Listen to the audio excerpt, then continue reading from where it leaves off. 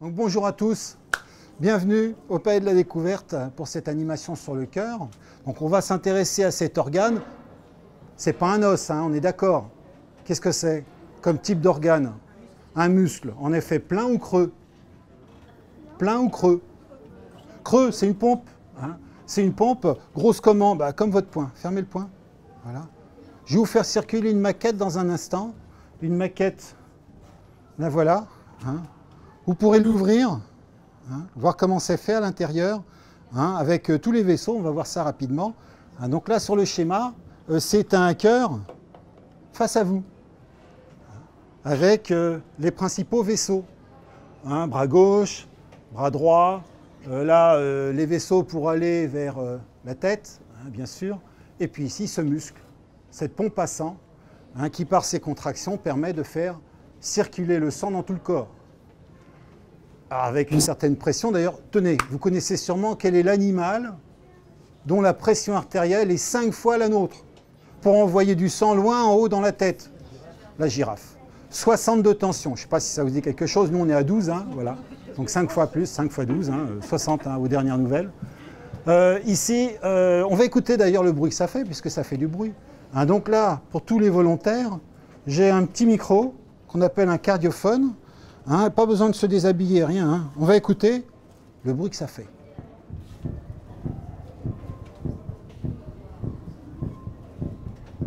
Alors là, c'est le mien. Qui veut écouter son cœur? Approchez les enfants. Voilà, tiens, jeune fille. Voilà, et on fait la queue, à la queue leu-leu. Et on écoute.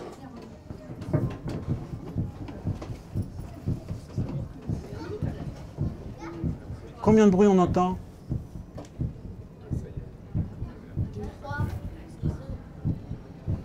2 ou 3? 2. Hein, tout augmente, mais ça, non, quand même. Hein. Tout a. On va voir à quoi ça correspond, ces bruits. Hein. Alors, je me mets un petit peu à gauche, alors que le cœur, il est au milieu. Hein. C'est parce que, en fait, j'utilise un peu le poumon comme caisse de résonance. Comme ça, on entend mieux. Combien de bruit, toujours? 2. Suivant.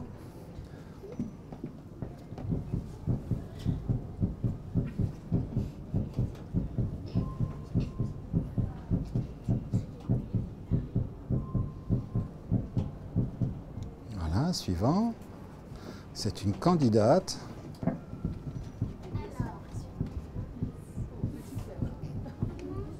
Oh, ils sont sages, hein, ils ont tous une fréquence tranquille.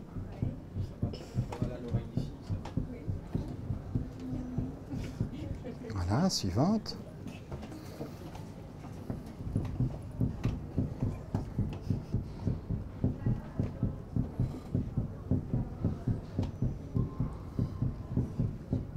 On va faire varier ça. Suivante.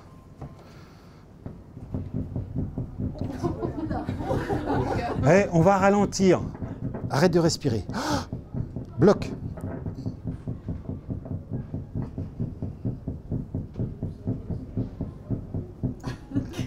C'est bon, respire. Vous voyez, l'apnée provoque ce qu'on appelle une bradycardie. Répétez. Souffle bien.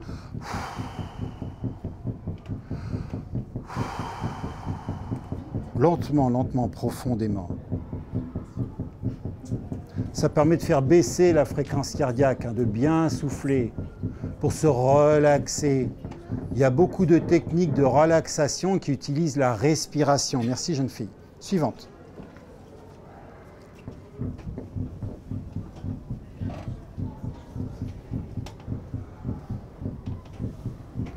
Alors, on pourrait également provoquer une bradycardie en la trempant dans l'eau froide, par exemple. Hein? On essaye? Non, mais ça marche. Hein? Dans l'eau froide et en apnée, encore mieux. Hein? Tenez, les fréquences cardiaques les plus basses mesurées chez l'homme. Attends, il y a des faux contacts dans mon fil, excuse-moi. C'est 16 battements par minute. Les champions d'apnée, c'est comme une baleine, quoi. Mais la baleine, c'est tout le temps. Pendant l'apnée, les 20 minutes d'apnée d'une baleine, un cachalot, c'est 1h30 d'apnée. Hein. Voilà.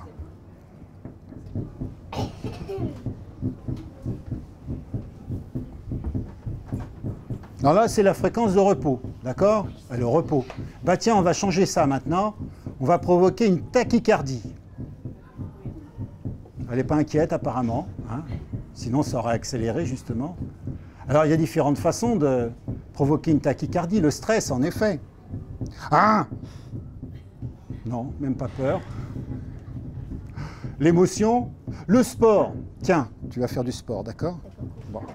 Alors, tiens, tu vas faire des flexions comme ça. Hop, tu descends jusqu'en bas, hein, mieux que moi. Hein, voilà. Tu remontes, tu redescends, voilà, 20 fois, mais vite. Hein. Plus vite, je vais entendre les genoux craquer. Hein. Plus vite, on encourage. Plus vite. Allez, hop, hop, hop. Hein. Il y a des fois, on fait passer des tests d'effort comme ça dans le cabinet du médecin. Encore, hein, j'ai pas fini. Hein, pour voir comment le cœur réagit à un effort, hein, pour avoir un certificat médical pour faire tel ou tel sport. Voilà, on va écouter. Ça va? T'as pas trop chaud là? Elle est un peu rouge. Hein. On écoute? Oui. Bon, en plus, elle est chaudement vêtue. Hein. Elle a un bouton sur le dos là. Alors l'effort a cessé, donc elle va revenir à sa fréquence de repos. Attends, il y a le fil qui... Alors pour récupérer rapidement, rien de tel que une respiration profonde, une expiration surtout. En plus allongé, sur le dos, jambes repliées, c'est la meilleure position pour récupérer après un effort. Hein. Vous avez déjà vu les championnes là sur un stade qui viennent de finir un sprint, elles s'allongent, jambes repliées, et puis après elles réussissent à répondre aux questions du journaliste au micro. Voilà, elle a quasiment récupéré sa fréquence de repos, là. Si on avait mesuré le temps qu'elle a mis pour récupérer sa fréquence de repos, bah tenez, quelqu'un qui pratique un sport régulièrement, il va récupérer plus vite ou moins vite? Plus vite, hein.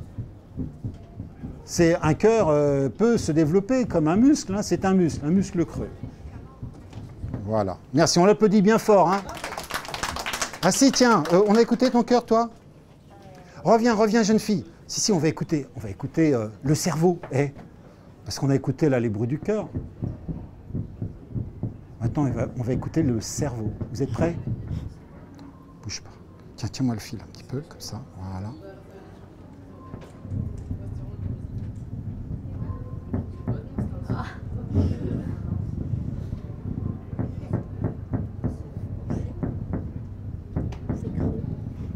Bah, c'est creux, oui. Non, c'est pas si creux que ça. Non, ça fait pas de bruit, c'est une blague. Hein. Merci, on l'applaudit bien fort quand même.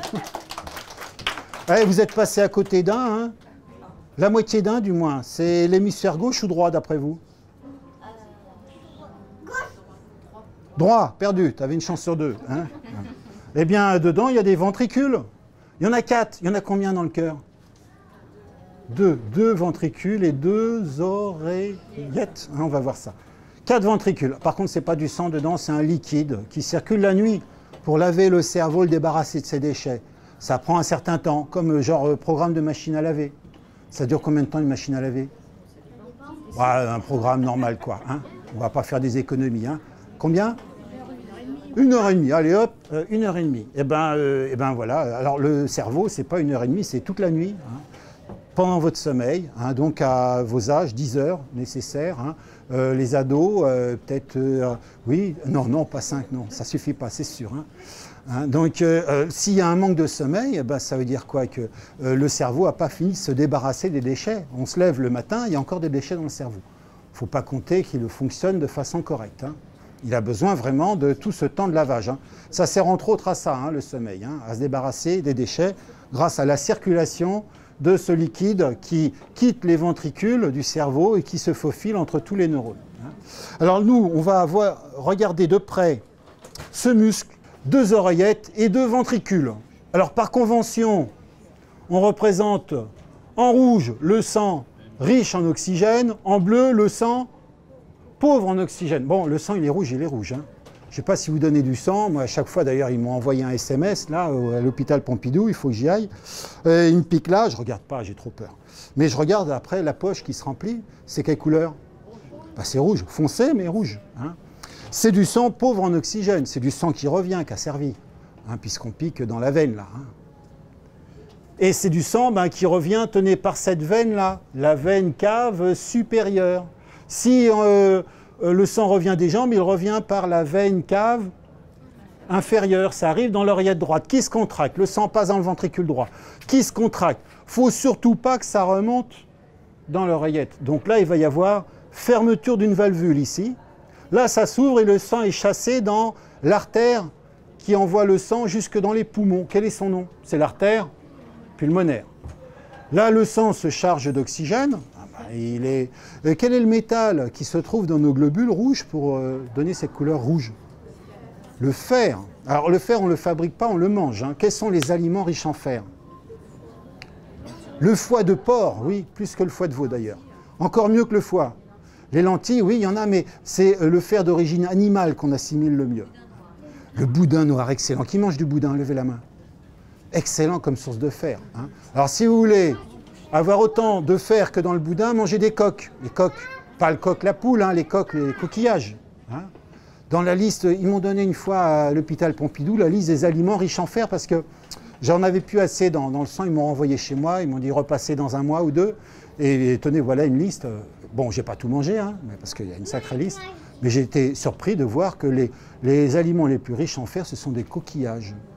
Les coques, c'est pas cher en plus avec les frites, les moules, hein, et puis les palourdes, premier rang. Hein. Donc vous voyez, si vous n'aimez pas le boudin, mangez des palourdes, des coques, des moules. Voilà. Donc le sang riche en oxygène revient par les veines pulmonaires dans l'oreillette gauche. Contraction, ça passe dans le ventricule gauche. Contraction, là aussi, ça se ferme, le sang ne peut pas rebrousser chemin. Sens unique pour la circulation du sang dans le cœur. Hein. Oreillette, ventricule, ventricule, artère. Donc au moment de la contraction du ventricule, ça se ferme, ça s'ouvre, et le sang est chassé dans la plus grosse artère du corps, c'est l'artère aorte. Alors ça marche en même temps des deux côtés. Hein. Contraction des deux oreillettes, le sang passe là. Contraction des deux ventricules, le sang est chassé dans les deux artères. Puis décontraction. Vous voyez, c'est un moteur 3 temps. Premier temps, contraction des oreillettes. Deuxième temps, contraction des ventricules. Troisième temps, repos. Et tenez, je vais vous faire marcher une petite animation. Regardez. Poum, tac, poum, tac, poum, tac, poum, tac. Vous voyez le mouvement des valvules? Tenez, je vous en montrer une mieux quand même. D'ailleurs, vous pourrez faire la manip vous-même dans la salle à côté. Hein, vous attrapez les poignets, là, et vous verrez cette animation qui va défiler au rythme de votre cœur. Regardez. Bon, là, c'est au ralenti. Hein. On va accélérer ça. Mais on voit bien l'ouverture des valvules. Et c'est à la fermeture qu'on entend un bruit. Alors d'ailleurs, en fonction du bruit que ça fait, les deux bruits qu'on a entendus, il y a 4 valvules, mais elles se ferment 2 à 2. Donc ça fait que 2 bruits. Si on entend un bruit anormal, hein, c'est ce qu'on appelle un souffle-cœur. Un souffle-cœur, c'est une valvule qui ne s'ouvre pas assez, ou alors qui se referme, c'est pas bien étanche à la fermeture. Donc une oreille exercée peut, en déplaçant le stéthoscope, hein, le cardiophone ici, eh bien trouver à quel endroit il y a un problème à telle ou telle ou telle ou telle valvule. Il y en a 4. Tenez, je vais accélérer ça un petit peu là. Voilà, je vais me mettre à la fréquence de repos. Hein, parce que bon, il y a des cœurs qui sont au repos à 35, mais ça c'est des cœurs de sportifs de haut niveau. Hein. Nous, on est tous entre 60 et 90 au repos. Voilà, on y est là. Votre cœur en ce moment, il est à cette fréquence-là. Hein. Alors si on fait un effort, tout à l'heure la jeune fille qui a fait des flexions là, eh bien on a provoqué une tachycardie. Vous voyez, ça accélère. Si on fait un sprint, bien sûr, hein, c'est encore plus rapide. Puis là, on va arriver à des fréquences. Alors là, il faut courir vraiment très très vite. Hein. Et puis à ces fréquences-là, non, c'est plus un être humain qui a une fréquence aussi élevée. Un lapin nain, oui. Au repos, le lapin, il est à 220. Un lapin qui court. Vous voulez que je vous fasse un lapin qui court? Dites oui. Oui, tenez, je vais essayer. Hein. Voilà, c'est genre 350, 400, quelque chose comme ça. Hein. La musaraigne au repos, elle est à 350. En fait, pour les mammifères, plus ils sont gros, plus c'est rapide ou lent. Lent, l'éléphant, il est à 40. Alors, je ne sais pas, quand il court, il doit être un peu plus, mais voilà. Là, on est à la musaraigne qui court. Tenez. Hein. Est-ce que j'arriverai au colibri qui vole? Ça, c'est le record. Il est à combien d'après vous? Vous savez ce que c'est un colibri? Hein? Un colibri, c'est pas gros comme un éléphant. Hein? C'est le plus petit oiseau du monde. Et en plein vol, d'après toi, il est à quelle fréquence? Combien? 500 quand il se repose. Hein? Sinon, plus de 1000, 1200. Hein? C'est le record. Je ne vais pas y arriver, hein? J'arrête. Parce que j'ai mal au doigt en plus. Voilà. D'accord? 1200. Alors c'est, vous imaginez, hein, un muscle qui se contracte à cette vitesse-là, c'est un peu comme nous quand on fait un effort. On chauffe ou on se refroidit? On chauffe. Le colibri, là, faut qu'il arrête de voler régulièrement, qu'il se refroidisse un petit peu en se posant sur une branche, hein, puis qu'il évacue toute cette chaleur. Hein. D'ailleurs, il a beaucoup moins de plumes que des tas d'autres oiseaux. Hein. Je crois qu'il a 7 fois moins de plumes qu'un petit passereau, genre mésange, etc., pour évacuer la chaleur produite.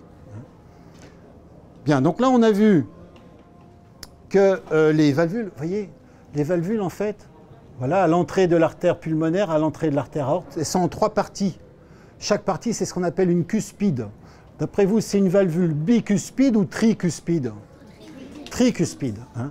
Là, c'est tricuspide, tricuspide, bicuspide et tricuspide. Il y a 3 valvules tricuspides et une valvule bicuspide. Je vais vous faire circuler la maquette.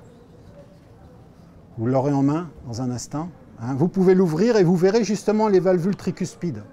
Bon, les valvules entre oreillette et ventricule, elles ont disparu depuis longtemps, hein, depuis le temps que ça circule. Tiens, voilà.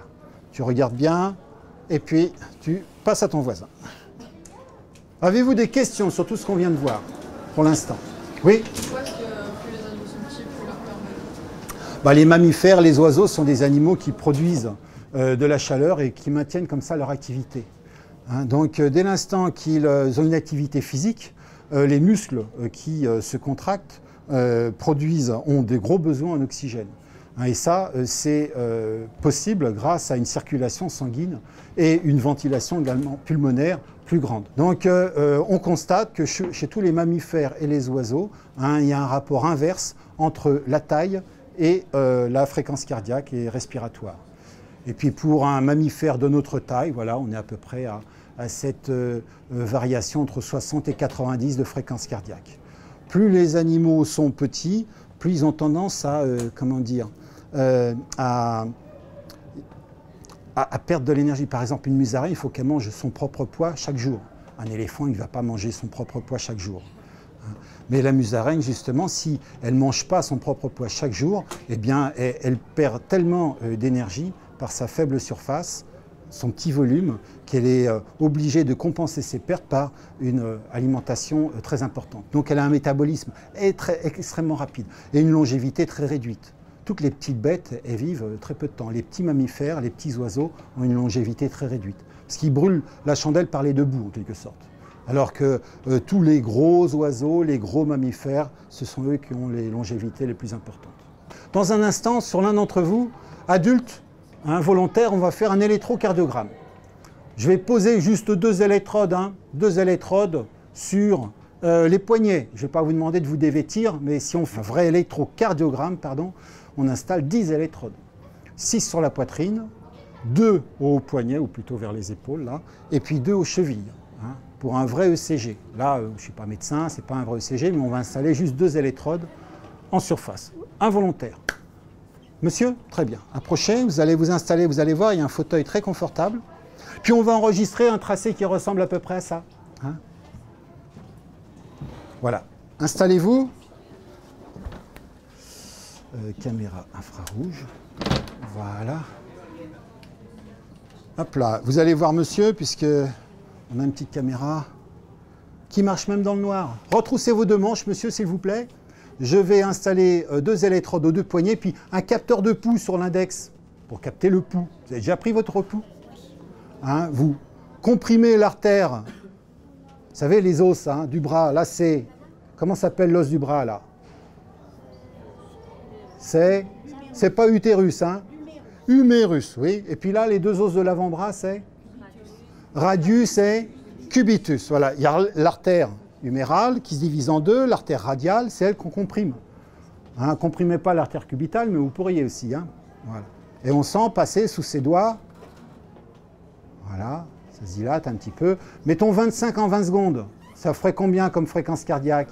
En 1 minute? 25 en 20 secondes, ça fait en 60 secondes 75 de fréquence cardiaque. Vous voyez, c'est entre 60 et 90. Donc je branche monsieur. Vous voyez, je mets un petit peu d'alcool pour désinfecter.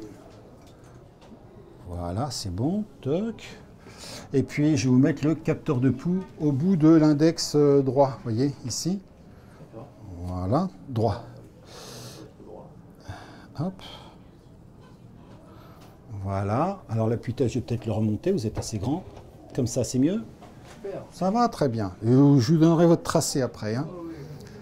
Voilà. C'est bon? On y va? Vous êtes prêts? Non, vous n'êtes pas prêts. Vous êtes prêts? Oui. Bon, alors. Toc.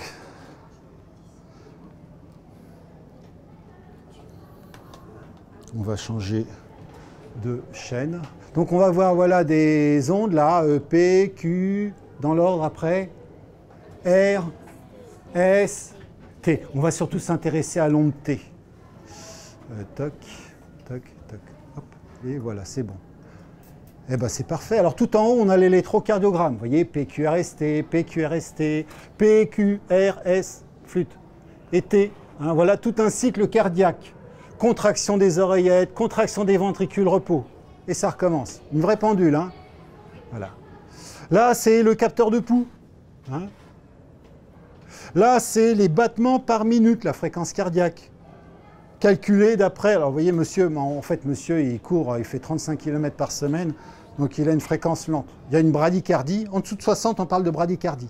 Alors qu'il respire, hein. Simplement il a un cœur plus gros que la moyenne, plus volumineux et plus épais pour les ventricules. Les champions cyclistes, pareil, hein, et ils ont une fréquence de 35 au repos. Hein. Là monsieur m'a dit qu'il était à 48 au repos, alors là c'est calculé d'après le tracé. Alors là, vous voyez, à chaque fois qu'il y a contraction des ventricules, c'est ça qui provoque un choc, hein, qui permet de saisir un pouls, ici. Moi, j'ai mis le capteur de pouls au bout du doigt. Donc quand le cœur se contracte, ça met du temps à arriver jusqu'au bout, là. Pour ça qu'il y a un petit décalage entre contraction des ventricules et arrivée au bout du doigt. S'il avait les bras de 4 mètres de long, il y aurait un plus grand écart, bien sûr. Hein. Bon, il n'a pas les bras de 4 mètres. Hein. Là, la dernière petite courbe, c'est la fréquence cardiaque. On voit que ça descend, ça remonte. Il y a des légères variations hein, au rythme en fait, de la respiration. Selon que monsieur inspire ou expire, eh bien, ça peut avoir une influence sur la fréquence cardiaque, on l'a dit. Tenez, aspirez à fond, monsieur. Expirez à fond. Recommencez. Vous voyez ça, ça fait un... comme ça. Hein. Continuez. Voilà. Voilà l'amplitude. Et du coup, voilà, arrêtez, respirez tranquillement. La fréquence est un petit peu augmentée. Hein, vous voyez, ça est presque arrivé à 60 là. Alors que c'était plutôt près de 50 tout à l'heure. Alors, tenez, là, on n'a que le cœur. Et monsieur respire tranquillement. Regardez ce qui se passe, les électrodes sont sur les avant-bras là. Si les muscles des avant-bras se contractent, serrez vos poings très fort. Regardez le bazar que ça met. Stop, arrêtez. Voilà. Donc là, le tracé a été perturbé par la contraction des muscles des bras. D'où l'intérêt de se tenir tranquille hein, pendant un enregistrement. Hein. Ça, voilà. Là, on n'a que le cœur. Oui. Ah ben oui, oui. Là, il y a donc des variations. Bon, il n'est pas monté à 100, voilà, bon, on n'est pas à l'hôpital non plus, hein. Ça va, monsieur? Hein, on va regarder s'il va bien. Hein.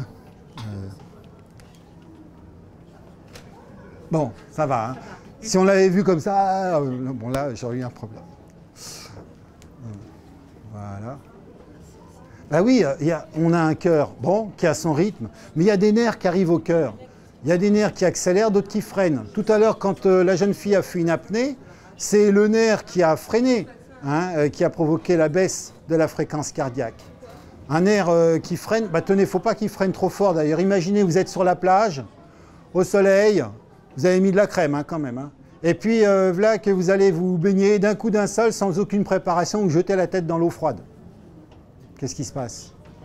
Vous avez à avoir le nerf qui freine, là, qui travaille énormément. La fréquence cardiaque baisse, baisse, baisse, et puis ça peut carrément perdre connaissance. Vous pouvez perdre connaissance, c'est un malaise. Un malaise. Le nom du nerf en question, c'est le nerf vague. Comment s'appelle le malaise en question? Le malaise vagal. Donc faire attention, hein, avant de se mettre à l'eau, on se met de l'eau sur le visage, sur la nuque, sur le ventre. Puis comme ça, vous avez le cerveau qui se prépare. Attention, il va y avoir un choc là. Alors imaginons, là tout va bien, hein. Comment on dit arrêter en anglais? Stop. Allez, je stoppe, puis on va revenir en arrière. Voilà, je vais libérer monsieur. Hein. Voilà, très beau tracé. Bon, je ne suis pas médecin, hein. Voilà. Mais il y a tout, hein. Il y a P, Q, R, S et T, longue T. Pourquoi on va s'intéresser à elle? Parce qu'imaginez que monsieur soit envoyé par son médecin alors qu'il allait courir en forêt comme d'habitude, je ne sais pas où vous courez, là qu'il a senti une douleur dans la poitrine, ou vers la mâchoire, ou vers le bras, ou alors un état de fatigue, tout simplement. Bon, il s'inquiète. Si c'est une douleur dans la poitrine, au moins on se dit, dans la poitrine, qu'est-ce qu'il y a? Dans le cœur, j'ai peut-être un... Bon, il en parle à son médecin, le médecin l'envoie passer un examen. Un électrocardiogramme. Alors on va voir justement différents types de tracés. Déjà, tenez, on retrouve le tracé de monsieur. Et puis, voyons voir, je reviens en arrière. Profondément. Voilà, c'est à quel endroit? Il y a eu un... Oh, ça, on va peut-être le voir sur... je vais modifier l'affichage. Échelle horizontale. Voilà, ça c'est l'ensemble de l'enregistrement. Hein? Depuis le moment où j'ai déclenché l'enregistrement jusqu'à la fin. Donc c'est là que monsieur a serré les poings. Hein, là, il a dû justement faire des ventilations forcées. Comme ça. Hein. Là, on voit les petites variations en marche d'escalier. Et puis là, bon, à un moment, ça fait n'importe quoi. Hein. Faites pas attention. Hein. Mais vous voyez, on devine quand même qu'il y a des variations là, de la fréquence cardiaque.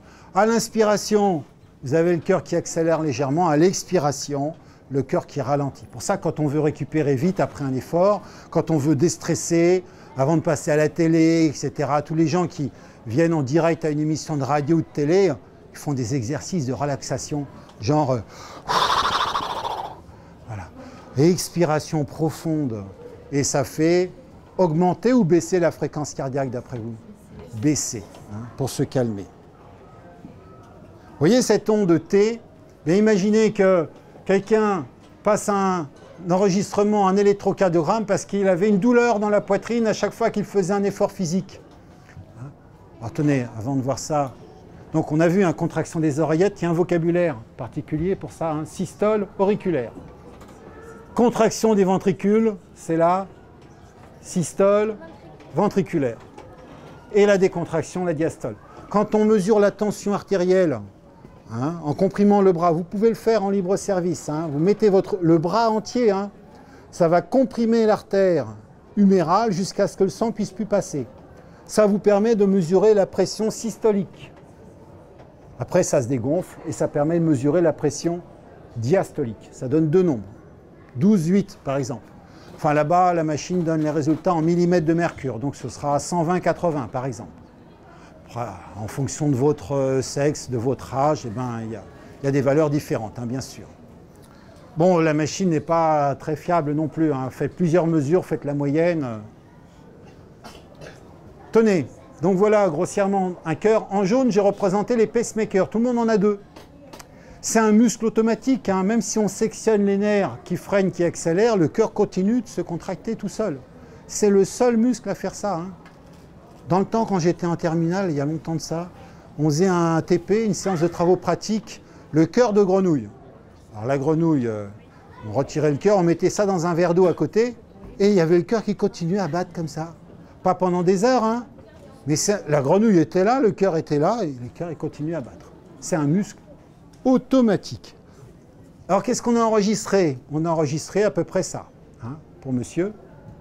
Alors, après, en fonction de ce qu'on enregistre, par exemple là, quelqu'un qui fait un effort physique, ce que la jeune fille a fait tout à l'heure, on a provoqué une tachycardie. Il y a toujours PQRST, mais il y en a plus. Hein. Là, tout à l'heure, en faisant une apnée, on a provoqué une bradycardie. Il y a des gens qui, sans faire une apnée, alors il y a l'adaptation au sport, bien sûr. Hein. un sportif de haut niveau, il a naturellement une bradycardie. Par exemple, monsieur qui fait en effet de la course à pied, il a un cœur à une fréquence inférieure à 60. Donc il a un cœur qui bat lentement. Mais vous avez des gens qui souffrent de bradycardie, qui ont un cœur pas plus gros que la moyenne, par contre qui ont un cœur trop lent par rapport à l'activité physique qu'ils ont. Résultat, l'activité physique est limitée. Dès l'instant qu'il va monter un escalier, il va être essoufflé. Dès l'instant qu'on fait un effort physique, il faut que le cœur suive, de façon à ce que le sang circule plus vite et amène plus d'oxygène au niveau des muscles qui travaillent. Tenez, la nicotine, on va trouver ça dans quoi? Dans la cigarette, la caféine dans le café. Voilà des excitants, ça peut provoquer des contractions supplémentaires.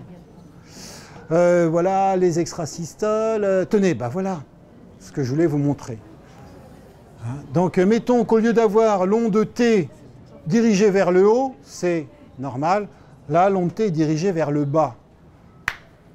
Eh bien, on a peut-être dépisté là ce qu'on appelle une angine de poitrine. Il ne va pas falloir laisser la personne comme ça. Il va falloir qu'elle passe d'autres examens, qu'on réussisse à voir où est le problème. Où est le problème? En fait, vous avez eu en main la maquette de cœur. Très bien. Eh bien, on va regarder ça sur une maquette, mais plus grosse. Voilà. Oh, ça, c'est un cœur, ça. Alors, je vais retirer des vaisseaux. Lesquels? Qu'est-ce que c'est que ça? Qu'est-ce que j'ai retiré, là, comme vaisseau?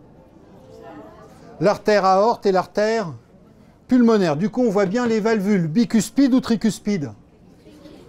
Tricuspide, en effet. J'ouvre. Alors là, du coup, on voit bien l'intérieur.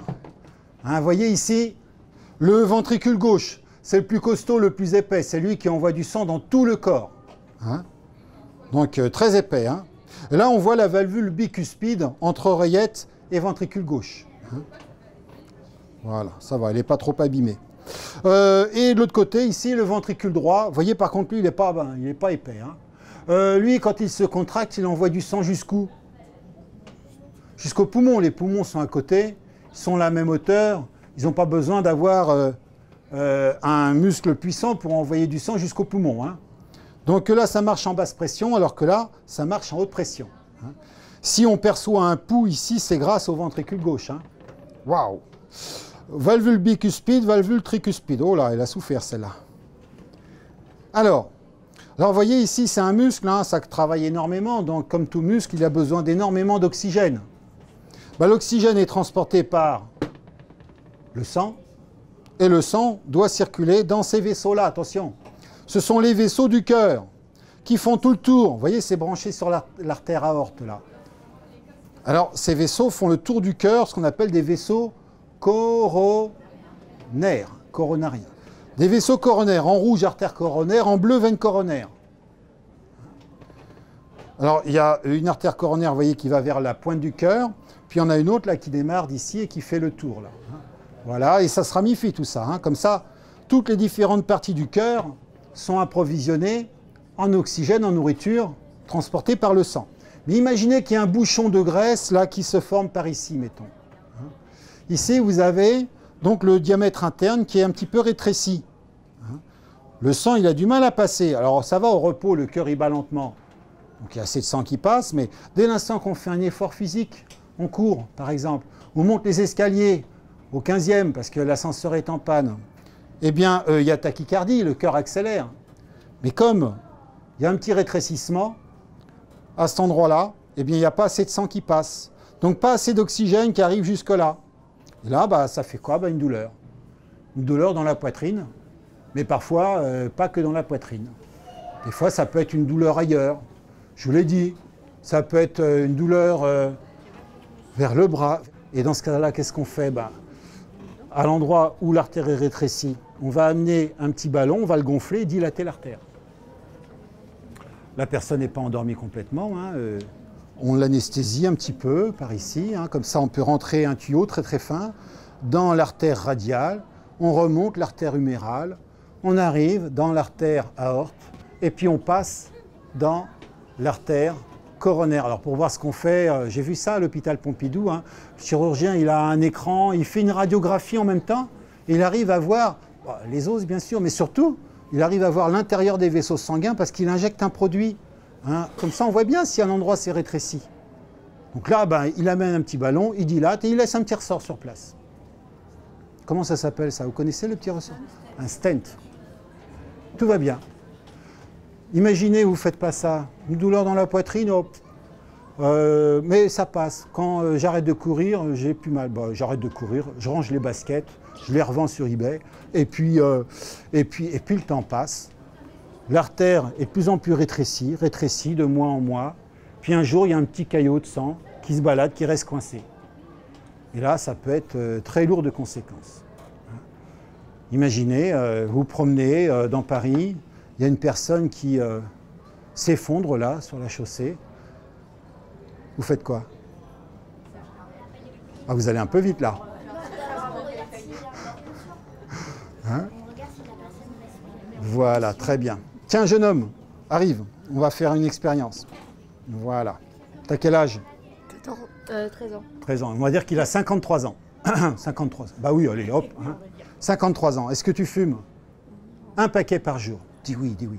Est-ce que tu fumes? Non. Bon. Bah, c'est bien, continue. Hein, mais mettons, un paquet par jour. Est-ce que tu bois de l'alcool, tout ça? Oui, oui.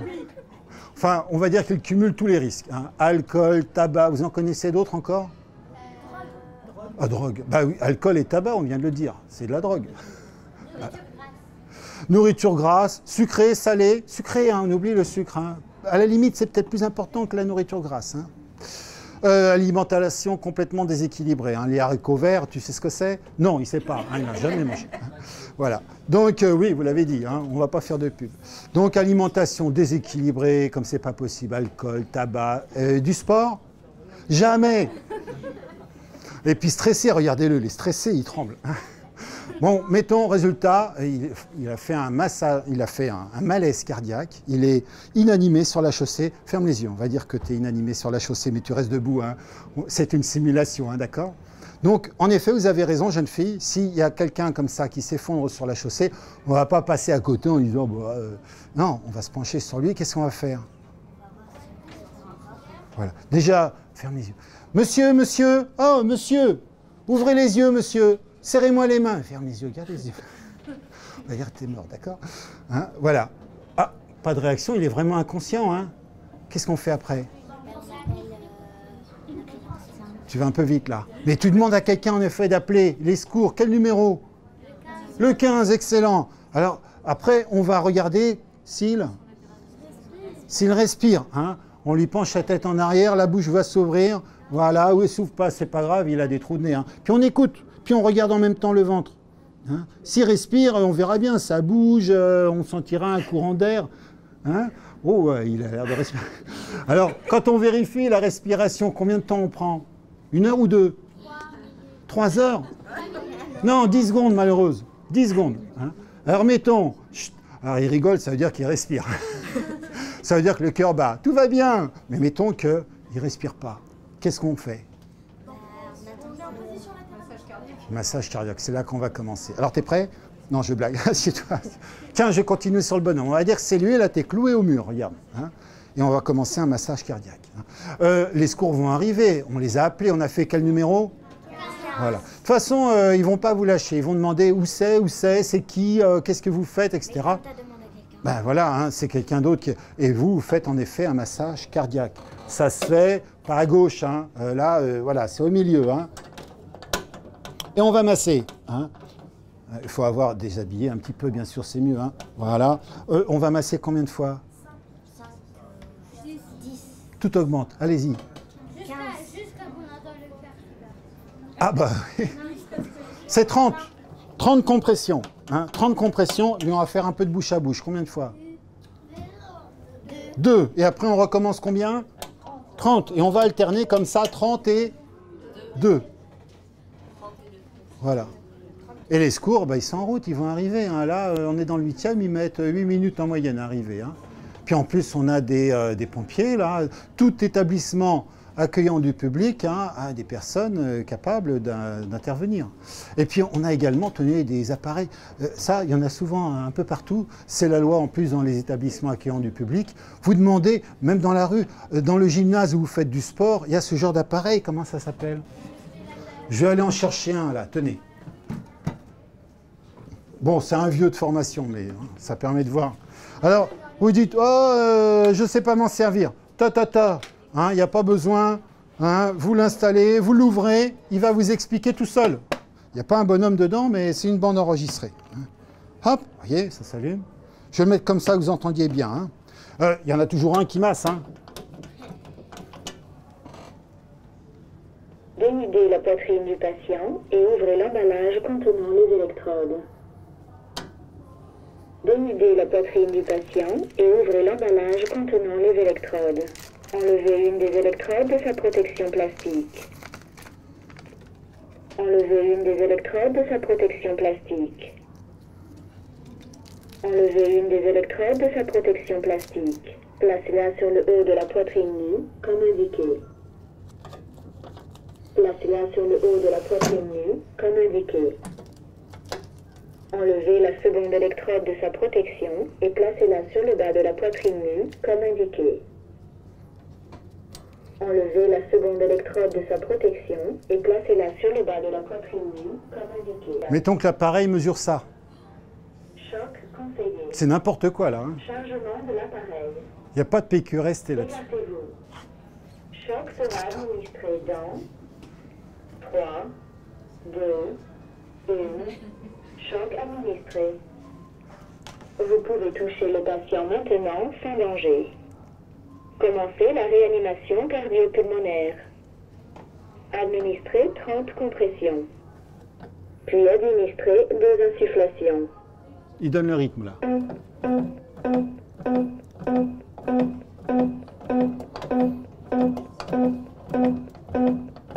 Combien de fois?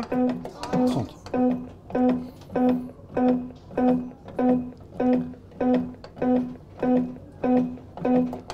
Administrez l'insufflation.